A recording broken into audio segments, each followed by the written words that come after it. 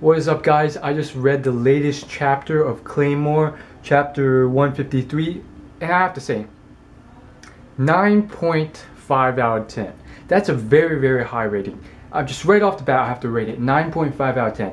Amazing. You know, I wanted to do a live reading, but as you can tell, because of battery power, I couldn't really do it. You know, maybe if I ever manage to get a better camera that doesn't need to recharge like every recording, but you know, for time constraints, we're just doing the review after I've read the chapter of Claymore already. And as you guys have known, if not, go check out the videos on Fairy Tale I just released.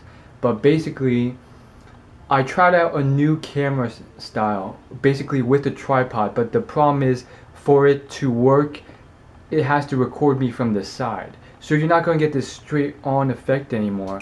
So I made a request in that video. Leave it in comments what you guys think if you want.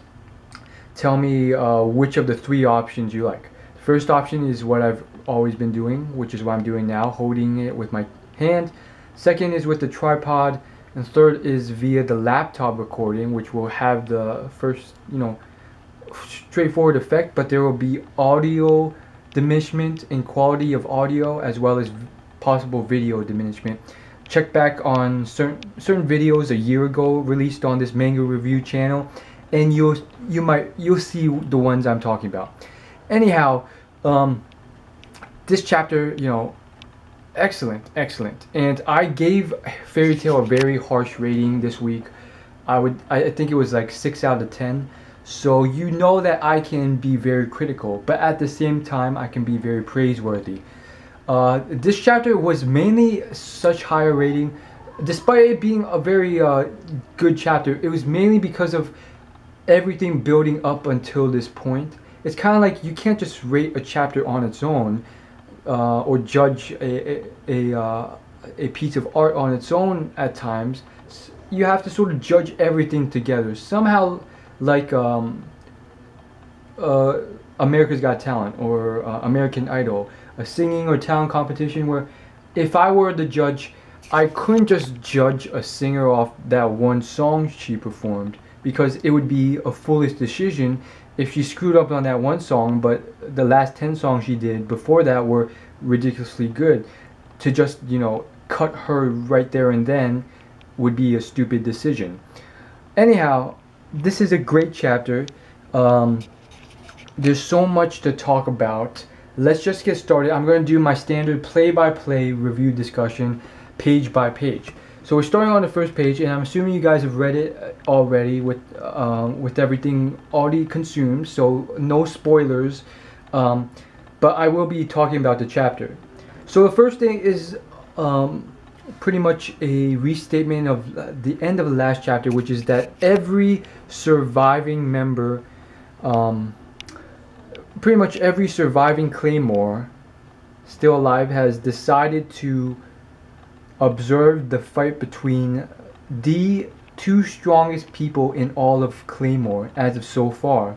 Again, we do not know the strength of the true potential of these dragon demon things that are outside of the island, and as well as the prisoner one that was recently released by Claire.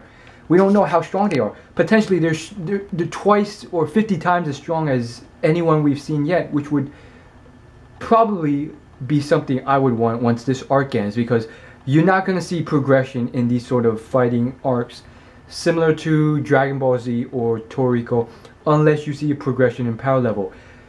Otherwise, the story just falls stale in my opinion. But anyhow, as of so far, they're the strongest, and I, for one, am just very excited about this. Now, this is one thing that was remarked on the next page that's very interesting.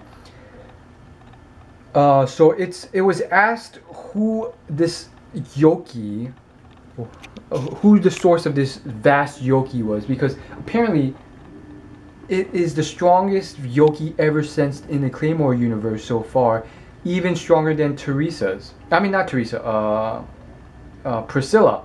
So it's responded that this Yoki belongs to Claire, our friend and comrade, the one who's given number 47, yada yada yada.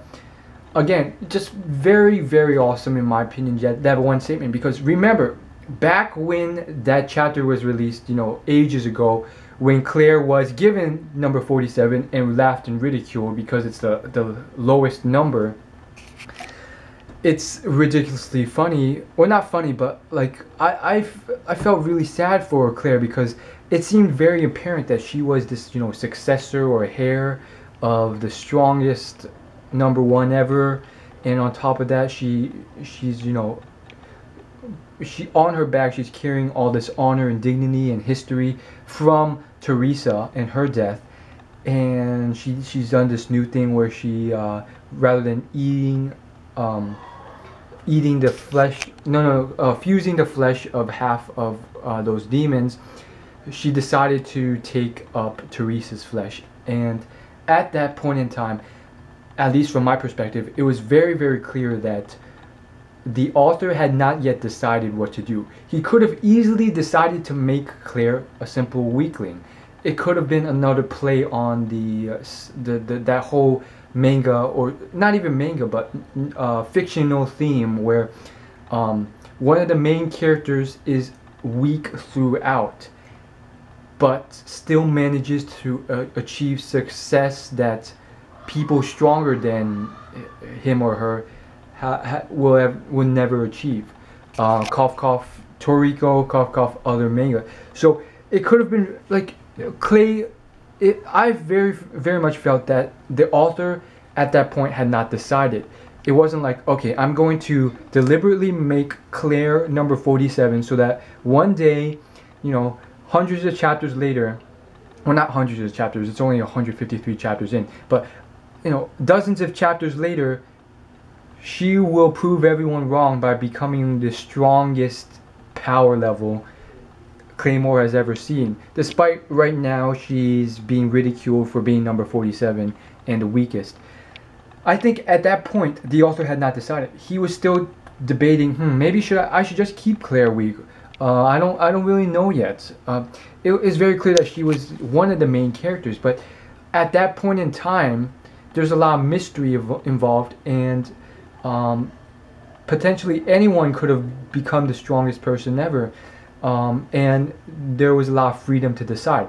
The problem, as with all storylines, is that once you end up deciding, it's sort of you're forced to make everything crystal clear, or very close to crystal clear, which means it's problematic at times when, long story short,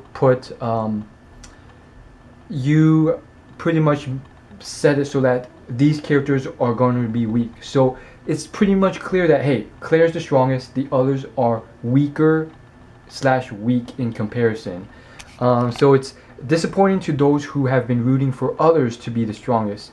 Namely, in my opinion, I felt like the male that traveled, I'm sorry I forgot his name, but you guys can look it up. The male who traveled and pretty much took down Priscilla, who with his sword, despite being human.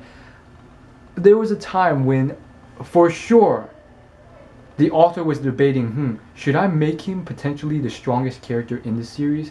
I mean, when he was picked up by, at the time, the two strongest awakened beings in the Claymore universe, and literally adopted into their family like it was nothing, and taught constantly from almost an infinite prowess the skills of swordsmanship and so forth, I was like, holy crap, this is the greatest luck striking upon you. This man, despite being human, could potentially be the strongest ever. So I was excited, and there's always a lot of mystery, but obviously if you've read the latest chapters, that's not what's happened. So it's very much defined as to what the author wants now. I mean, he kind of has to do it. Despite that, you know, it's Teresa